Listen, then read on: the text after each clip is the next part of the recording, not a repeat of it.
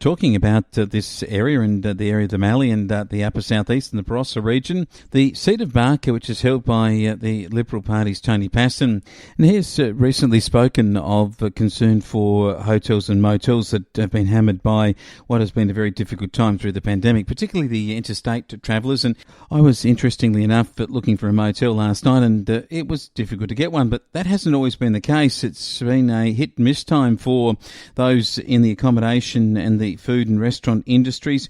So whether it's in the more highly populated areas or even in the lower populated places like Pinaroo or Lameroo, it's been tougher going for the hotels and cafes to stay open because of the lack of tourists travelling through and so on. That's been evident in Lameroo. I mean, the cafe there closes just after 6 o'clock, I think it might be now. It means that you just don't have the fast food being served at night time, and that people driving through the region can't get a coffee sometimes, and this becomes a crucial issue then for people maybe even looking to stay.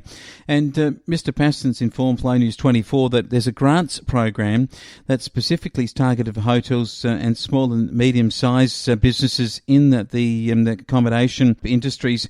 The Morrison government is looking for lowering of power bills, and in particular for the business to be able to get a hotel energy uplift program.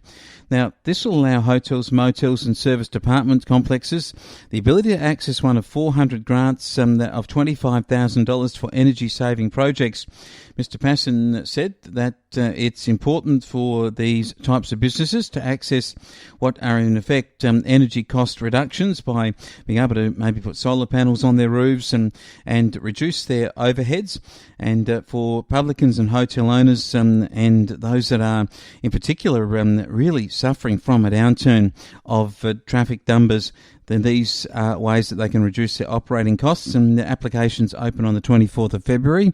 They do close on the 1st of April, but they might close earlier if the funding gets exhausted. So it is a federal fund, so it is going to go pretty quickly, I would think. So if you're a hotel or a motel or a service department, here's a chance for you to get access to some funds to assist with the lack of business maybe that's come through your area.